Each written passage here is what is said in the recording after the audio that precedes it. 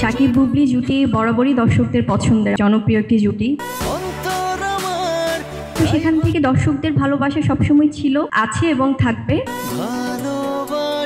আমরা as an artist যখন কাজ করি সবাই ইন্ডিভিজুয়ালি কিন্তু নিজস্ব সত্তা নিয়ে কাজ করি। যখন অন্যদের সাথে বা অন্য শিল্পীদের সাথে কাজ করি সেটাও দর্শকরা তাদের মতো করে আসলে গ্রহণ করে। আসলে শাকিব বুবলি জুটি বরাবরই দর্শকদের পছন্দের, আপনি যেটি বলছিলেন যে জনপ্রিয় একটি জুটি। তো সেখান থেকে দর্শকদের ভালোবাসা সবসময় ছিল, আছে এবং থাকবে। আর আমরা অ্যাজ এন আর্টিস্ট যখন কাজ করি সবাই ইন্ডিভিজুয়ালি কিন্তু নিজস্ব সত্তা নিয়ে কাজ করি। সেখান থেকে আমার মনে হয় যে যখন অন্যদের সাথে বা অন্য শিল্পীদের সাথে কাজ করি সেটাও দর্শকরা তাদের মতো করে আসলে গ্রহণ করে। সো এটাই। আর আমার মনে হয় যে শিল্পীদের সবার নিজস্ব একটা সত্তা থাকে, সেখানে অন্য কিছু ম্যাটার করে না।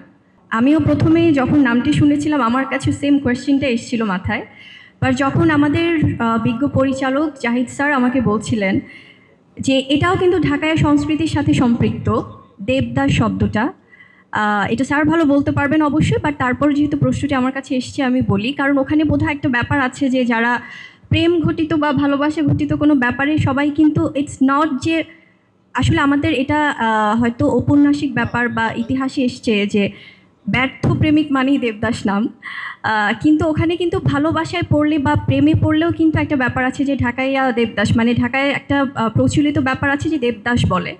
সো সেখান থেকে ব্যাপারগুলো আছে এবং বাকিটা তো সিনেমায় দেখা যাবে এবং আমাদের সম্মানিত পরিচালক বলতে পারবেন।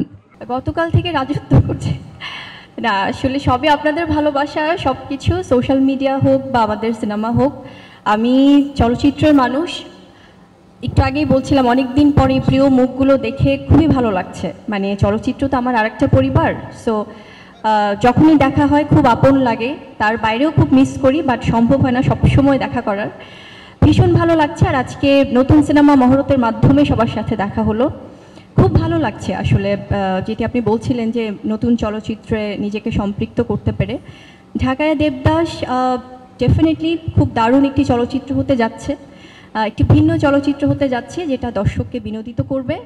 এবং আমার মনে হয় যে দর্শকরা আসলে যে আগ্রহ নিয়ে অলরেডি আছেন নামটি শুনে, সেখান থেকে আমরা অবশ্যই পুরো টিম চেষ্টা করব সে এক্সপেকটেশন ফুলফিল করার জন্য। Thank you. আপু, একটু জানতে চাবো, আদর আজাদ ভাইয়ের সাথে এর আগেও কাজ করা হয়েছে, আবার কাজ করলেন ঢাকায় দেবদাসে, একটু এক্সপিরিয়েন্সটা কেমন একটু জানতে চাবো। খুবই ভালো। আসলে আমরা তো এর আগে কয়েকটি প্রজেক্ট একসাথে করেছি এবং সেখান থেকে বলবো যে হি ইজ ভেরি। একটা করতালি চাই যারা এই মোবাইল উঠেন না, সামনে থেকে মোবাইল উঠেন না ভাই। দেবদাস উন্মোচন হচ্ছে।